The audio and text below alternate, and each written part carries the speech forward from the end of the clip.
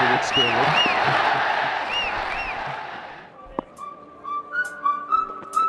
Edge and gone.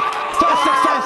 Hassan Mahmood with an outswinger, a loose little drive from Abdullah Shafiq, and first success for Bangladesh.